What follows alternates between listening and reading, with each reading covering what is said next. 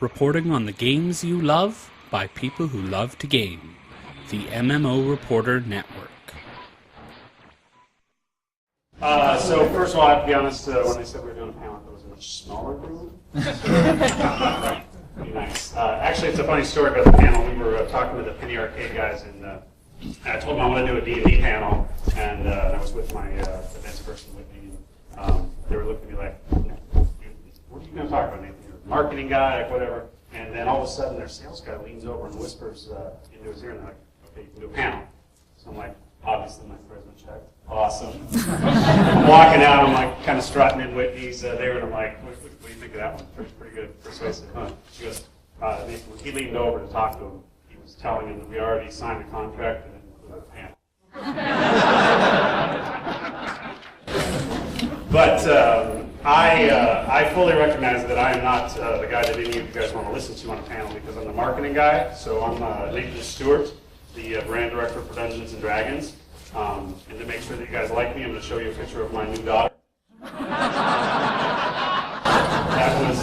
was at 7 weeks old, and that is Mitzi. Anyone who's been to Wizards of the Coast knows our dragon in the lobby is named Mitzi.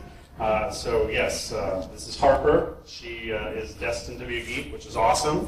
And the future Dungeons and Dragons ventures are going to have a lot more Harpers in them. So like I said, I'm the brand director for Dungeons and Dragons. And so me standing up here and talking for an hour, whatever we have, would be really, really boring for you guys. So I invited a couple of friends of mine. And so these are developers, because I know in a video game conference, the developers, we can listen to them forever and ever and ever, because they've got fantastic stories, because they're off usually making the games that we love, and we don't often get them up here. So let me introduce the panel that we have today. First of all, Trent Oster. Hey, everybody.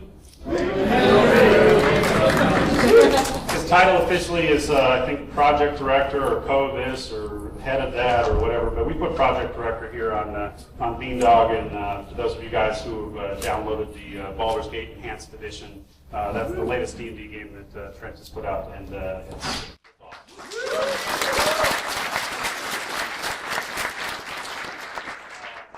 Over here to my right, Brian Mashinter, say it again. Mashinter. And I asked all these guys for a picture, and he says, I don't have a picture, and he sends me this dragon. So I'm like, well, we're making an adventure party here, so we can't really have a dragon in the party. So I have made him our... Excellent. That's the +3 here. Yes. And then just here to my left is Dan Pudge, new president of InSpace Entertainment. You guys might know him from Electronic Arts or from BioWare, so big industry that worked on some fun stuff. So I got all these guys in. Trent's worked on quite a few D&D games actually. I don't believe that either one of these two have, but when you look at their mobile games credit, they're obviously big fantasy game creators.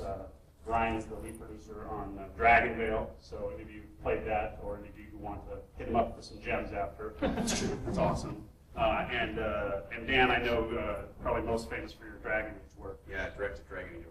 Yeah. So some people might think it was a little weird. I actually told my boss, I'm like, hey, I'm getting up there. 2 out of 3 people don't work on D&D, and I just want to make sure you do that. And he goes, that's cool. They probably love D&D, and it probably inspired their work, right? I'm like, I think so. So that's what we're going to kind of talk about today. We're going to talk about kind of the past, present, future of D&D, but I wanted to do it kind of a fun way where we talk to these guys about the stories, about the influence of kind of the past, present, future, maybe just on the whole RPG category. And I'm going to just warn you right now, there's going to be some shameless plugs to our games in the middle that I'll just probably randomly pop in there because, buy more games, then maybe Harper gets better vacations. So just be warned on that. But like I said, we've got our adventuring party, and that is kind of my alter ego that I would be right there. But for today's panel, the role that I'm going to play, and my hairline is probably a little bit more like that.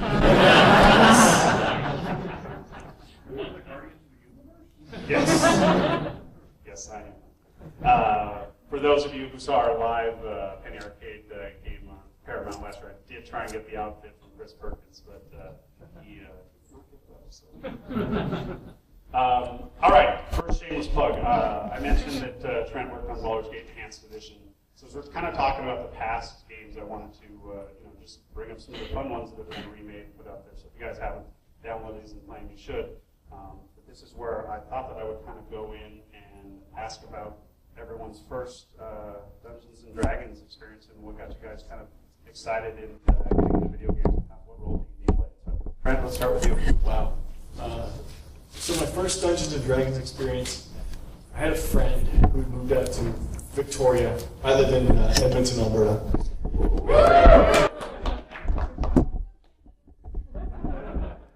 And he came back for the summer to visit. And we didn't have anything. No rule books, no anything. We had a bunch of six-sided dice that we robbed from the Yahtzee kid.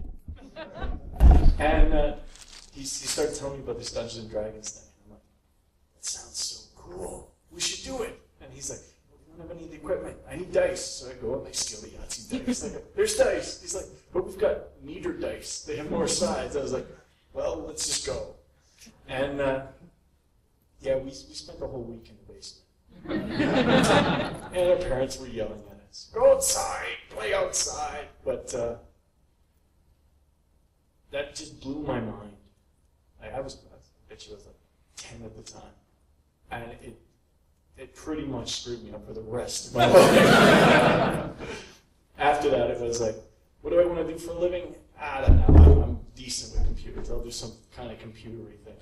And then it was, well, since I'm finished my third year at Comp Sci, let's try and make a game over the summer. If it happens, it happens. You know, if we get it done by the end of the summer, maybe we should get serious on this thing.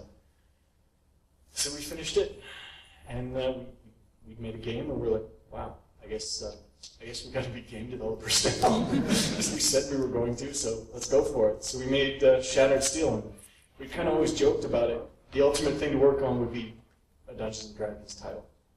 And early days of BioWare, we were bashing the ideas around. They had built a prototype called Battleground Infinity, which was kind of this Ragnarok scenario, and it was really bad. And then Fergus Urquhart of Obsidian fame was actually our producer on Shattered Steel. And he said, you know what, guys? We get this D&D license. We should take your Ragnarok bad thing and put it with D&D, and that could be pretty cool. Everybody on the staff was just insane. It was weeks before anybody talked with a normal voice. Everybody's all squeaky and high-pitched. And then we got making Baldur's Gate. And there were a lot of ridiculous discussions. You'd be going up in the elevator and some little old lady beside you, and you're like, but demons wouldn't act like that, they'd be like this. And the lady's like, what's wrong with you people? It was great times though. So that's kind of my story on how D&D pretty much ruined what could have been a good comp sci career for me. Yes, everybody feels sorry for Trent's career choice. Right now. Dan, you worked at BioWare too. You guys know each other. Why don't we ask you the same question? I know you didn't work on Baldur's Gate, but yeah. So I much the same thing. I guess 1979. I got my first set of AD&D books, and I had experienced fantasy as a big fantasy nut. I had read lots of books and read comics, but I never really participated in adventures until I played D&D. For me, that was it. I was hooked. All I wanted to do was create and share adventures, and I quickly actually became an electrician in the father's business, and horribly failed at being a tradesman. Decided very quickly I had to get back creating again, and got into video games. Originally as an artist, and then propelled up to designer, producer, all that sort of thing. But I have a similar story. I remember sitting in a meeting on Dragon Age, and we were talking. We were in a triage towards the end of the game, and you killed it. Obviously, you killed a dragon at the end of Dragon Age. Spoiler alert. Anybody who hasn't made it through the 100+ hours. There was a point where we were very seriously talking about whether or not we were going to have time to get the decapitation in for the dragon. And there was a lot of arguments. The animators were all upset because they had all the rig hooked up, they had everything hooked up, and of course Ross Gardner, the lead programmer, was like, the programmers do not have time to implement this, we cannot do it, we have to be aggressive. And everybody was right pissed off because this meant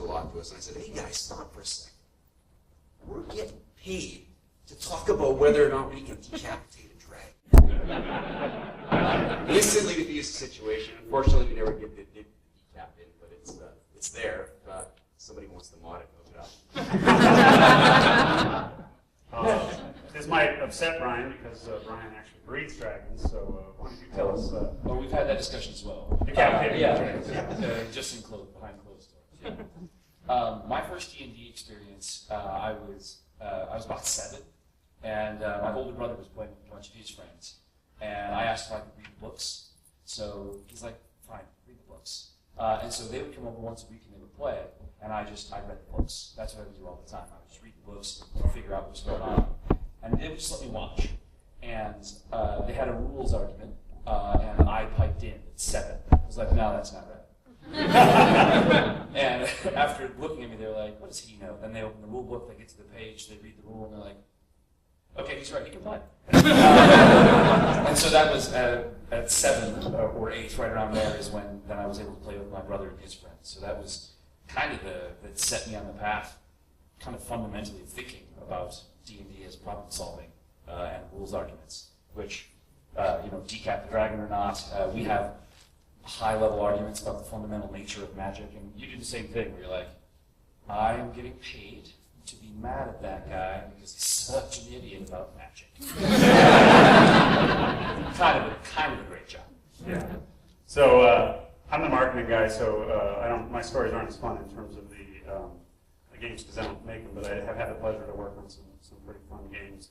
And when I started playing D&D, my my older cousins were playing, and I was about 12 years old, and so they let me join and play with them, and I got addicted, and I loved it, and I went to play all the time, way more than they did because they were older and they had girlfriends and stuff like that.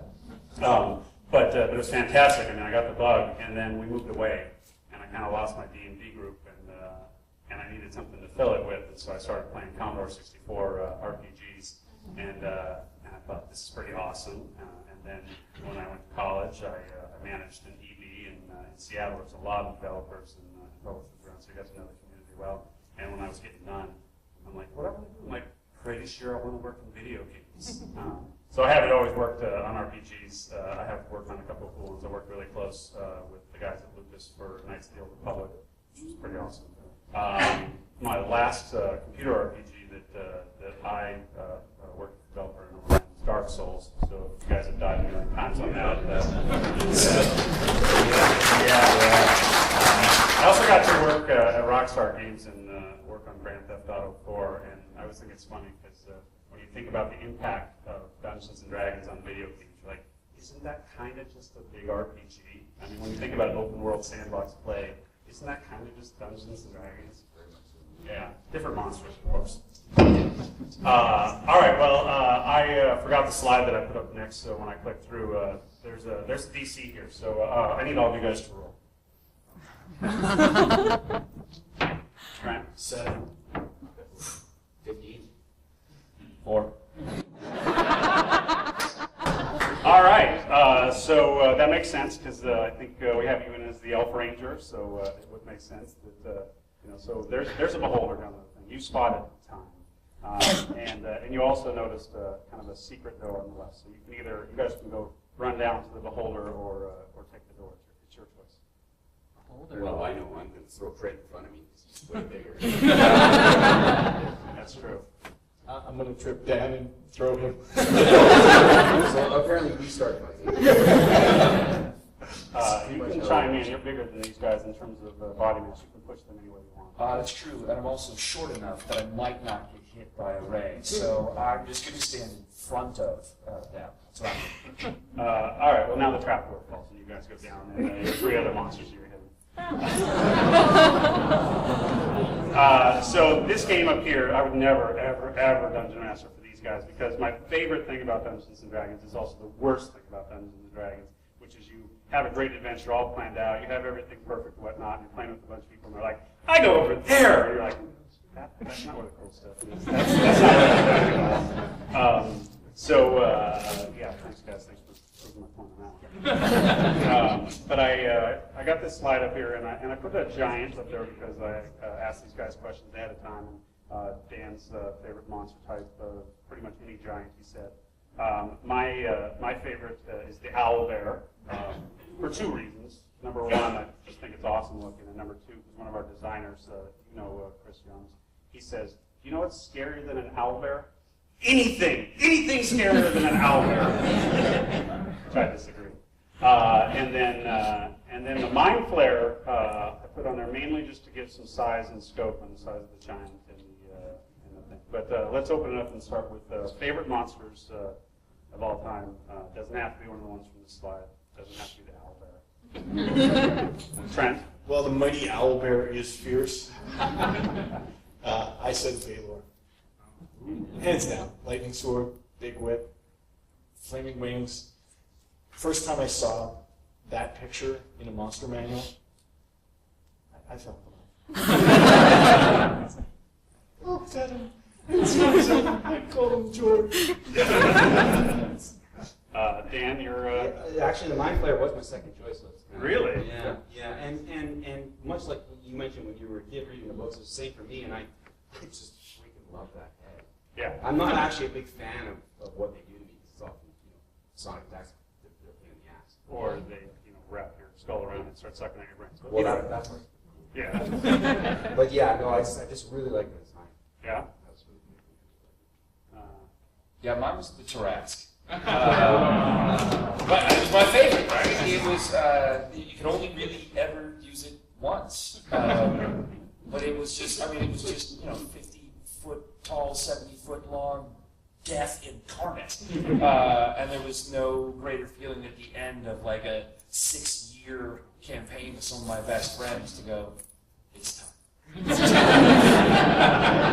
Let's face death incarnate, shall we? That's absolutely my favorite. It was always about getting the +5 shields out of the hide, though. That was the Tarrasque. You read the book and you're like, I need a +5 shield. I thought you were going to go with the dragon. I know. That was the obvious one. Yeah. Another thing, I was talking to these guys before, and I said I always feel bad when these are live streamed. I think there's a camera someplace out to Twitch TV, so presumably my wife and brother and mom are watching. But I feel bad because you guys get to talk to these guys after and get better entertainment. So I warned my community guy that during the middle of this, if I called out and gave something out to the Twitch TV guys, that he would have to fulfill my thing. So since the owlbear is my favorite, and since DDO just launched a new expansion pack, and I know one of the things that was in there was a baby owlbear pet for companions. So I tell you what, the first 5 people who direct message, Wizards D&D or D&D Pack? Huh? Tweet them. They may not Okay, the first. What's our hashtag? Wizards_D&D. All right, Wizards_D&D. First 5 people to tweet their favorite monster, he will get in contact with you after the show and give you your very own baby owlbear.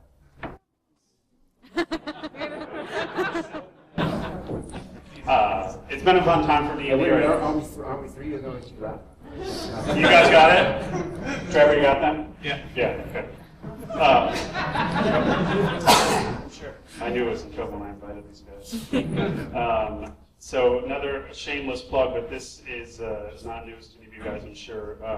Neverwinter, MMO, Cryptic, and Perfect World put out recently, just announced that they have reached well over 2 million players playing Neverwinter. And if you haven't played it, it's awesome. It's free to play MMORPG. It's a little different. It's an action MMORPG, which actually was right up my alley because that's my kind of style of play. So if you haven't checked it out, they also just came out with an expansion, Fury of the Feywild, and I don't think they have any baby owlbears now. So sorry, Twitch TV. All right, next part. I am going to ask you guys a leading question now, and I want to know your favorite setting. Brian. Forgotten Realms. Nice. Forgotten Realms is my favorite, by far.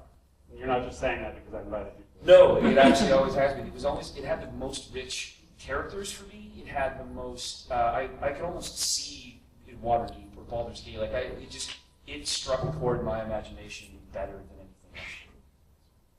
Dan? Yeah, it's Forgotten Realms. A lot of nostalgia there for me. Yeah. A lot of fun times.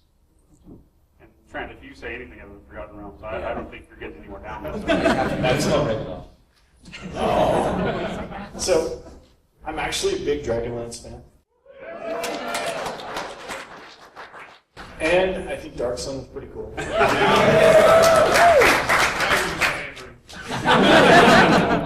But we probably spent the most time with our campaigns in the Forgotten Realms, so I probably covered more territory in Forgotten Realms. We didn't play a lot of Dark Sun, but I loved the concept of the setting. I loved, hey, there's a bunch of city-states, and they're ruled by the most evil things on the universe. I thought that was kind of cool. And Dragonlance, it was just kind of really epic story. And it wasn't the shining good guys are in a wonderful place. It's like, hey, the good guys screwed up and forgot to notice the bad guys were coming out. So they're kind of behind the ball. But I'd say Forgotten Realms because I spent so much time in it, so familiar with it, and just know so much of the lore. It's like part of my childhood, just that world. Well, I know you've probably met him as well, but I had a pretty awesome moment in my career, and I've had many awesome moments in my career. I've been blessed on that, but I had an awesome one last year where I got to meet and hang out in a room with Ed Greenwood for all day, basically, and listen to those guys talk about rebuilding the Forgotten Realms. And I don't have any idea what they said because I was just mesmerized by his beard. And They are mesmerizing. yeah, so yeah, you're almost there. I mean, like 10 more years, you'll be catching up. That's right. So Ed Greenwood, for those people who don't know the story, it's fantastic. He created the Forgotten Realms when he was like 7 years old. He, he was in his bunk bed down there, probably drawing on the upper form, mapping out Faerun, doing all the stuff. And so lots of times when we have questions about Forgotten Realms, we call Ed up. And Ed also is from Canada. He's a librarian up in, I think, pretty much Nowhereville. His town has like 35 people. Most of them over there. Yes. They got internet last year, though, so we now can. But yeah, we call him up and ask him, and he pulls out like manuscripts that seriously he was working on from the time he was like 7 until he was, I guess, officially working on Forgotten Realms. So it was these guys' the favorites, except for Trent, who panders to the crowd, like you said. It's definitely my favorite. I think that anybody who's played Neverwinter Nights or Baldur's Gate, it's probably their favorite. But for a lot of the people playing the tabletop role-playing game in the past 5 or so years, people reading Bob Salvador novels, there's been some realm-shaking events in the past that people didn't like as much. The Spellplague was not our most popular story arc. And so we have just kicked off a campaign, story arc, whatever it's called, to basically write the Forgotten Realms. We could have just waved our magic wand and said, "Oh, it was all a dream, it's all," but we didn't. We thought we're storytellers. That's what everyone wants to do. So we're going to tell great stories to kind of put the realms back to everyone's favorite setting. So whatever you guys liked about the realms was probably pre-Spellplague, and when we get done with the Sun Ring, it'll mostly look like you remember it. So I'm going to show you the video that we kicked off our most recent campaign, which is called the Sun Ring.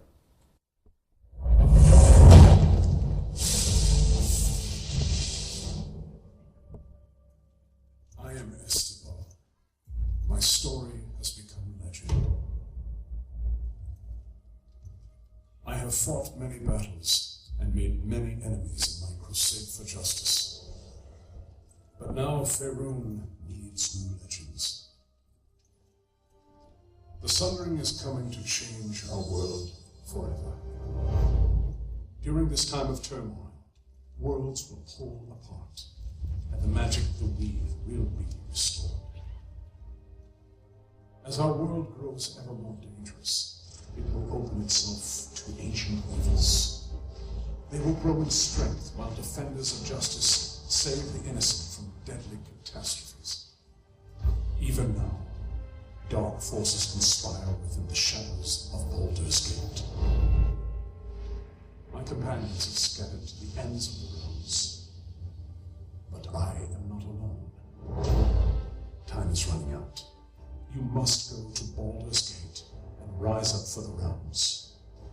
Your actions will help to decide the fate of our world. You will make your story legend. Not bad.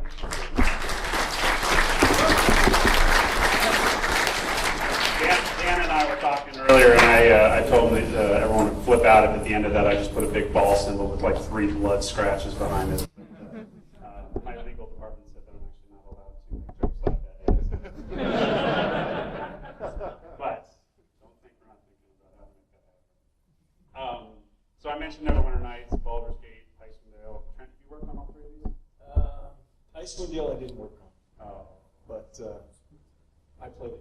Maybe in the future we'll do an Icewind Dale together. Icewind Dale was hilarious because everybody at Bioware was just punch drunk from Baldur's Gate.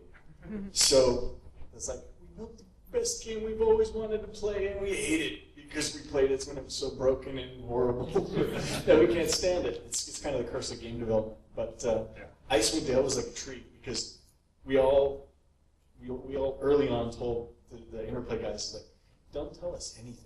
We're going to play this, and we're going to have fun with it, because Baldur's Gate is a lot of fun tactical combat, and if we don't know anything of the story, we might actually be able to enjoy the game that we made.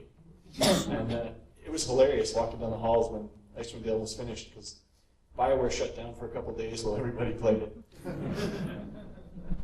National D&D holidays, God bless them. So the Forgotten Realms, again, I'm going to spend a little time on this just because it's my favorite and I've got the mic. But these games have all been huge success, both from fan favorites, from official rankings, from sales. And I think it speaks to why these guys actually like the setting so much. The Forgotten Realms is so rich, and there's so many stories told. And it's funny, right? Because when you look at these, you notice they're all along the Sword Coast, and you're like, so there's quite a bit more of Faerun, right? Like, seriously, what are you doing there? And Sea of Fallen Stars, Cormyr, it's endless. And believe me, Ed has written about every single thing, so we know everything about all this place. And so when I talk to these guys all the time about the video games that we should be working on together and stuff, it's like, when are we going to start exploring the rest of Faerun? Because I think that there's just a ton of untold treasures here, and it's pretty exciting. And next shameless plug. Yep, there we go. We did recently start working with guys at DNA to do a free-to-play mobile game, and it's a dev studio down in Chile who are big, giant D&D fans. When they came up for our first meeting together, I thought we were actually going to talk game concepts, different stuff like that. Now they just kind of geeked out and talked to the R&D designers and everything, and so it's pretty awesome. And when we worked when we work on games, when you make Icewind Dale or Neverwinter Nights or Baldur's Gate, that's what you want. You want the guys who are just genuinely just excited about the property and the place that they're working on. So this game, it comes out, I don't know, Laura's in the front, so I'll say the date wrong and she'll get me right. But let's pretend it comes out in a couple, 2-3 weeks. Free to play, so no harm in trying it. But it's a battle RPG. It's got a fun mechanic in there. It's on the phone and pads and all that kind of stuff. So, it's not going to be your, 30-hour adventures and stuff like that. You know what you're jumping in. But it explores that map a lot more than we probably have in the past, and it has your mind flares and your gelatinous cube and your, you name the monsters and stuff in there. So it's got all the great things from Forgotten Realms, but it put it in a fun kind of mobile, bite-sized battle RPG. So check it out when it comes out. I'm pretty sure the URL is probably dndarenaofwar.com. Laura, yeah, we're good. All right, so shameless plug number 3 or 4 there. Which actually leads me into cities. So we talked about the Forgotten Realms, which is your favorite setting or whatnot, and I want to talk about the locations. This is a picture of the City of Splendor, and this is my favorite city in the Forgotten Realms. And the reason being is because on the top here it looks beautiful and wonderful and nice, unless you know that it's actually basically secretly run by a bunch of masked lords and everything isn't what it seems. Or unless you know that if you kind of go down a little bit, you're in a very scoundrel-ridden place, that basically run by a mob boss, the Holder. And then if you go down even further, then you're in Undermountain and Skullport.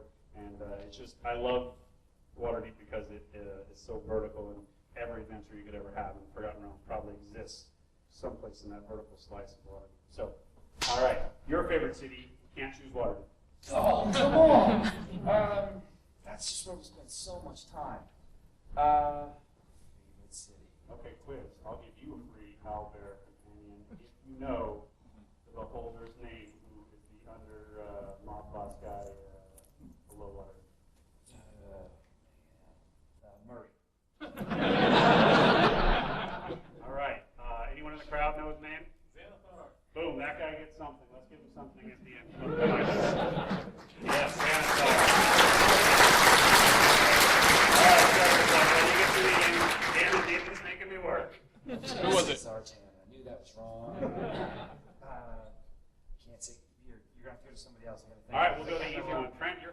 city and what shirt are you wearing there? Yeah. Oh, okay. I like Baldur's Gate. I just do. The fact that I've worked on it non-contiguously for 15 years, it's just got a really good mix. I mean, it's got that kind of fun political intrigue, but at the same time, it's really, for us, from a campaign standpoint, it's kind of our meat and potatoes city. It's where we always return to. It's where we burn half the city down. We have good times. So I'm just really fond of it. Dan, your favorite? Probably any one of the 10 towns. Nice. Definitely a fan of Dritz novel and that. So. Oh, Dritz, everyone, I don't know if you guys know this, 25th anniversary of Dritz. I was going to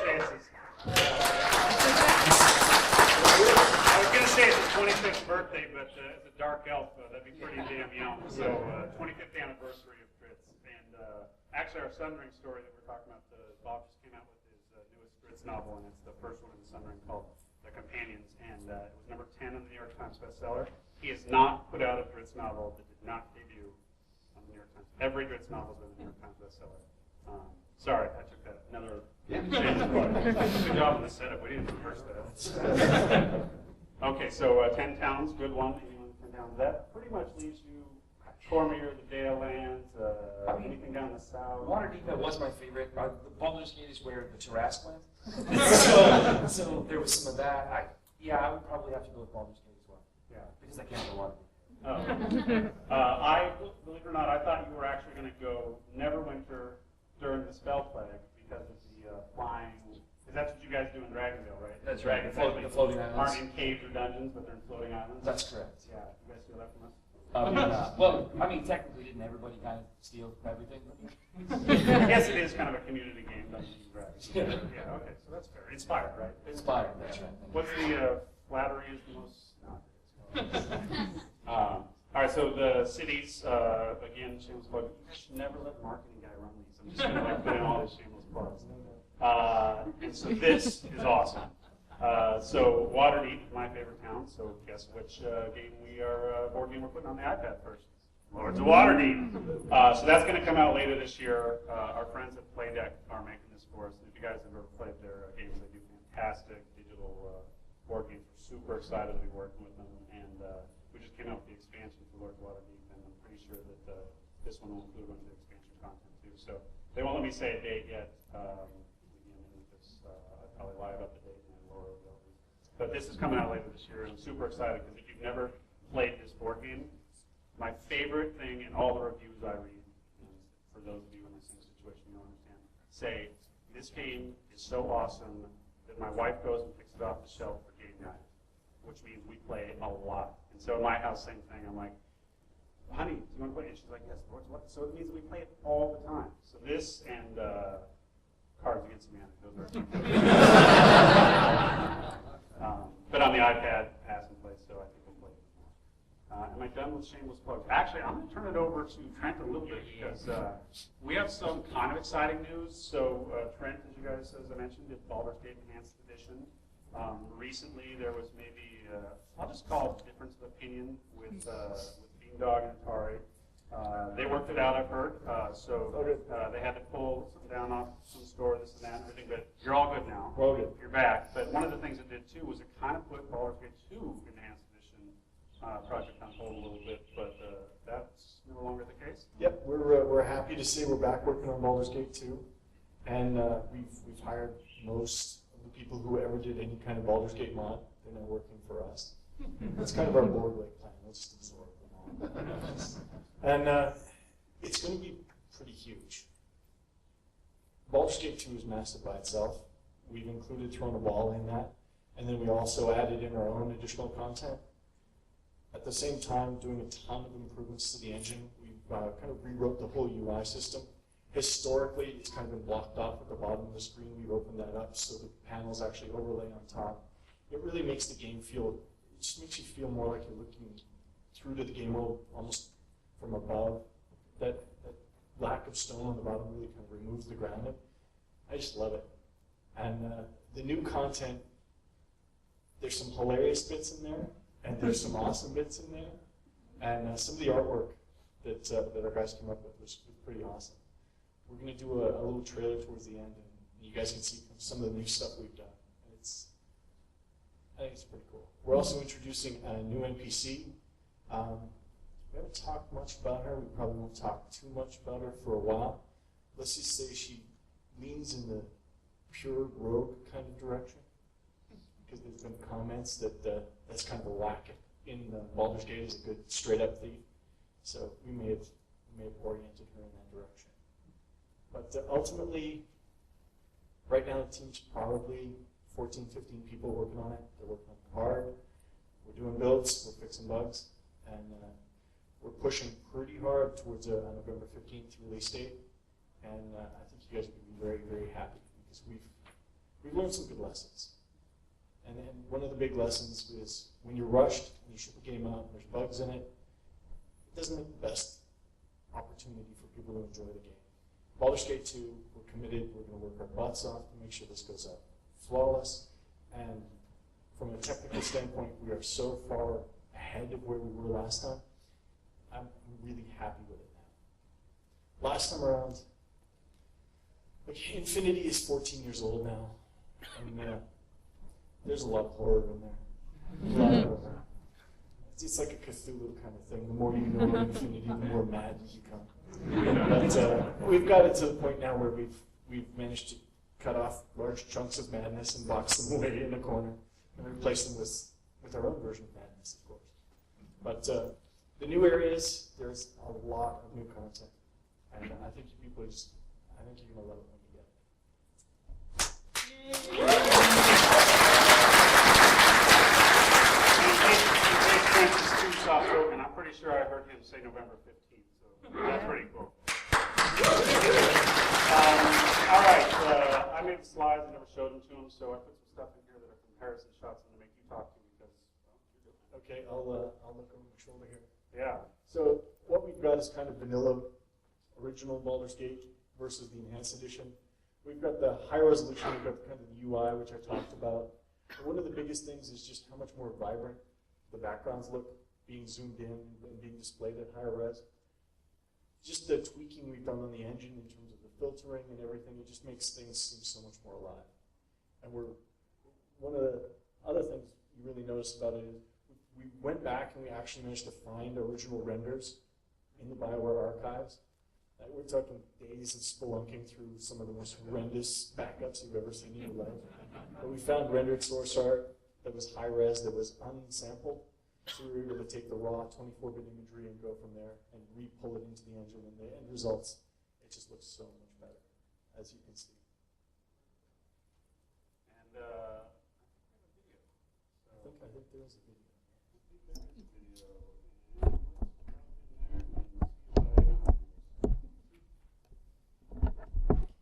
Let's see if they turn down the speakers.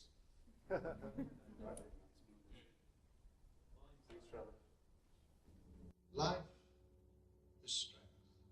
You live, you affect your world. But is it what you need? You are different.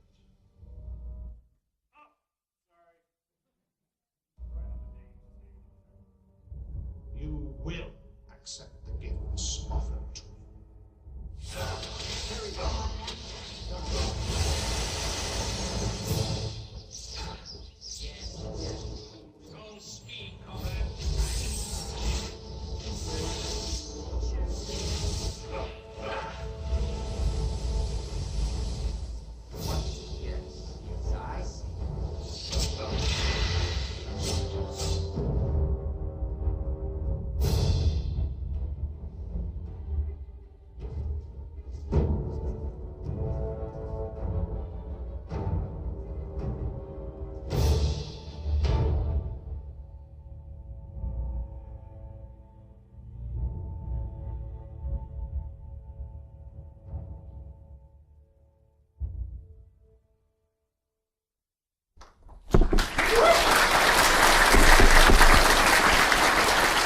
So some of the cool areas in there, you saw an area we call Resurrection Gorge with the big waterfall. We took a look at the Baldur's Gate engine, and it really didn't like doing big art, so we beat it up and we changed a lot. So you've got a working waterfall in there. We've done a lot of visual tweaks to make things a lot better, and a lot of the new area is pretty awesome. Resurrection Gorge is part of our character Dorn, his storyline, and I love it. I think it's one of the most beautiful Baldur's Gate areas I've ever seen, and I think you guys are just gonna love playing this game. It's pretty amazing what we've got. So thanks. All right, we have a little bit more time left, and I can't ask these guys to come and not hear the stories that I want to hear. So I think I've preceded them with a couple ones. Maybe I'll do some surprises, but I would like to hear one more thing on D&D, and then maybe put you guys on the spot for other fun stories. So my first question, there's a lot of fantasy games out there. You guys have worked on some. What do you get with Dungeons & Dragons that you don't get with any other game? Ryan, go. Don't say what. I'm not going to say what. I think what you get with what impresses me the most about D&D as a brand is you can have these rich stories that somebody else has told and live in somebody else's world. Or if you want to go off and do your own thing and create your own campaign, it's like this so multi-layered thing where there's the rules that you can choose to pay attention to and love, or there's the city, or there's just all these different things that you can do that you can kind of craft your own experience for your own, whether it's video games, whether it's pen and paper. You can kind of do anything with the property, and that's the thing that impresses me the most about it. All right. Dan, what do you got? Well, for me, I think I know there's a lot of games with game masters, but for me, there's in many respects the original. And I mean, I think that interplay between a DM and the players is something that I think a lot of video games have done a great job of capturing role playing, a great job of adventuring and even creating your own adventures. And many have tried to get that whole DM and player thing right, but it's never really quite worked the way it does around a table with your friends. And I think that magic is the lightning in the bottle. All right, we'll talk later. I want to make a game. Okay. Sign right right here. I'm unfortunately It's got the contract already. I'm just going to paraphrase between the two of them. To me, it's legacy. It's that this is the granddaddy of them all. This is where it began, and especially for me, this is my touchstone. When I go back and I look at something in a video game, I'm like, is that cool? What would that be like in D&D? Yeah, that's not going to work. Cut that. Walk away. And one of the things that drove me down my mad quest to create Neverwinter Nights, which wound up being 8 years of my life, was this whole idea of the democratization of game design. The idea that anybody out there could create an adventure, share it with their friends, and allow people to just go off in crazy directions and make their own stories. And I ripped that cold from pen and paper D&D. That's where it all began for me. And I just think that whole concept of making a universe and sharing it with people, it's creation and sharing is so awesome. And that's fundamentally what pen and paper Dungeons and Dragons is about. You've got some crazy guy who's willing to take on the role of DM, and a crazy guy or girl, and they go off in a Thank you to them, by the way. I would like to always thank my DMs because, as often as you want to play, I always want to play, and sometimes you get roped into, running it for the group because A, you can, but as a DM, I think play a huge role. Yeah. Totally true. But we were the big party that always screwed the DM. Like, so I've got this adventure planned out here, and the party burns down the tavern. Yeah, thanks guys. Remember earlier?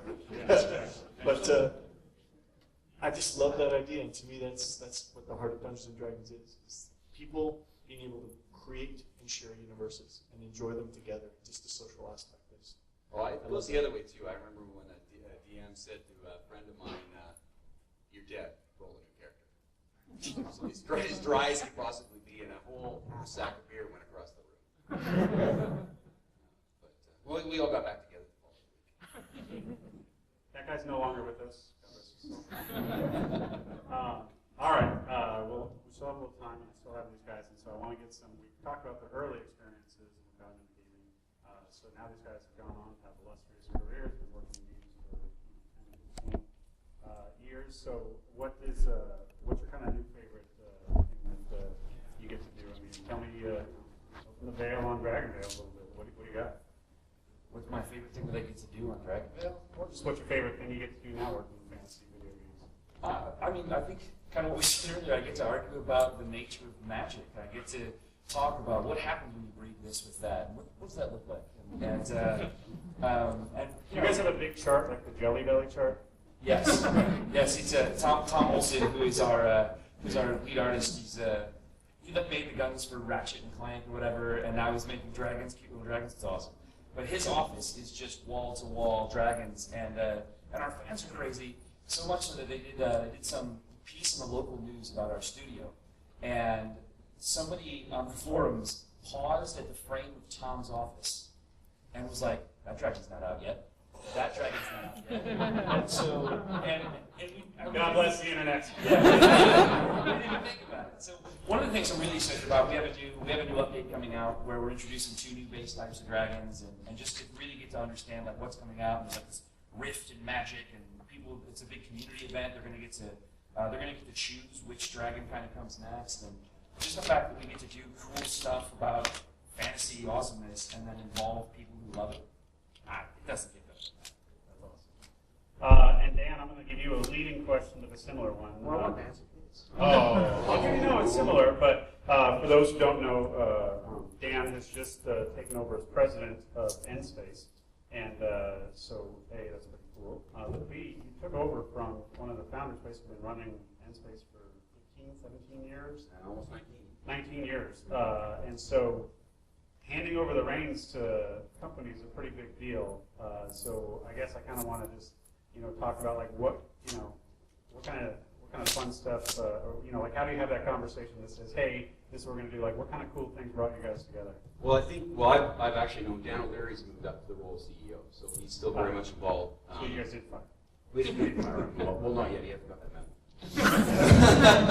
Sorry, Dan. I know It's a you're joke, proud. Dan. But really, I mean, I've known Dan for over 10 years, and it sort of ties into one to answer the other question. And one of the really great things that I get to do every day is work with people I care about, and work with people who share the same passions I do.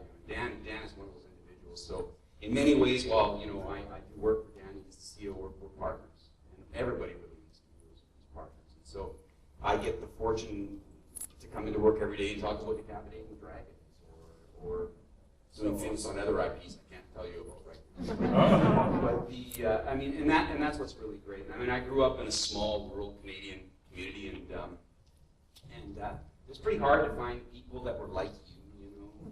Probably a lot of people can identify with that, and so now that I work in the game industry and have lifelong relationship with these people, I get to work with my own kind, and that's really awesome, and that's a blessing. Isn't that kind of what it's like when we come to PAX? You walk around and you're like, yes, my people, thank you. That's so true.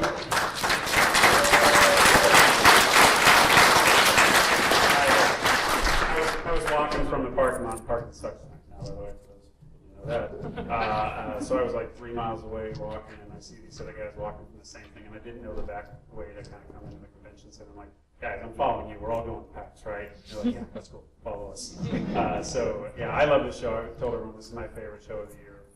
On Monday, my daughter Harper and my wife and I will actually come in on personal passes in time to play all the games. And yes, I will dress her up as Yoda and wear her on my back. But I have one more question because I have not been down to the studio, not met more than like 3 or 4 guys from your studio. How many of them would you say play or got their start in games from Dungeons and Dragons? Oh, I'd have to say you'd be hard pressed to find certainly game designers, any game designer that didn't at least a huge chunk of his career. It would be very, very, very strange to find somebody that never crossed paths with me. Oh, and actually, your guys, probably a bunch of your guys actually know and got to cross paths with Dave Arneson because he used to teach down at a college over by your studio. So your guys probably played some D&D with. There you go. Wow. And we've got a few of my ex-colleagues from Bioware. Matter of fact, Ross Gardner, who's kind of Vapor's character, was John Arenicus.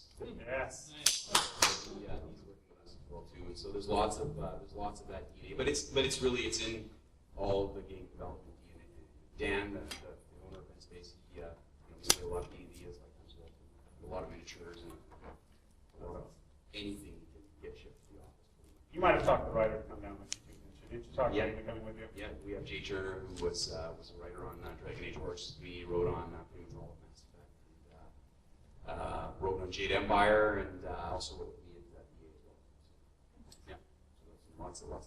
And of All course, right. the team in N-Space, the Heroes of Rune, which is a great 3DS RPG. Oh, so as yeah, well, so big work with you guys. There you go. All right, Trent, same kind of thing. What's your favorite thing on the current one? And I actually am going to lead you on this question too, just to tell a story that I love, which is your guys' community outreach and the involvement that you give from your community is insane. And didn't you don't you have someone who's like a fantastic contributor for you, who's like a doctor somewhere who basically spends a bunch of free time doing work for you guys, and you're like, hey, you should come work for us. He's like, I'm a doctor, I don't, I'm really not sure He about couldn't take the pay cut. He's like, yeah, I like modding, but this whole working for a living thing, that kind of sucks. So, but I think that's one of the things I kind of love about Baldur's Gate and the Dungeons and Dragons in general is just the community involvement. And it's kind of a real push for me behind the Neverwinter Nights concept was, hey, let's enable people. Baldur's Gate modding is hard. It really is. Building content for Baldur's Gate is hard. Modding it's even worse because you don't have all the instructions and you can't call out, hey, Don, how does this damn thing work? So I have just incredible respect for the guys who did the original modding on Baldur's Gate and the guys and girls who came later in Baldur's Gate 2 modding. And most of them are working for us because they're the best technical people on the planet to do the job we need done. Like, these are people without a comp sci degree, without a background, who just because they wanted to do it and they drove themselves so hard because they were so passionate for it that they became the world experts at modding Baldur's Gate. Like, we're working with these guys and we're learning from them.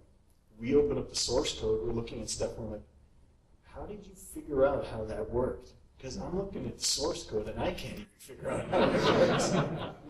So it's just amazing people. And you kind of asked the question, what am I most looking forward to? And the answer is the future. I believe you got to look back to look forward. Baldur's Gate 1, Baldur's Gate 2, Enhanced Edition. For us, it was a training ground. It was, let's rebuild. I'm out of the mothership. I don't have the BioWare assets that I'm used to. Like, I don't have James O'Lane as a designer. I've got Phil, I've got Andrew, I've got my new guys in the new shop. Let's build our skills. Let's level up. Once we've got our strength, once we've got our wisdom up, and we know what we're doing, it's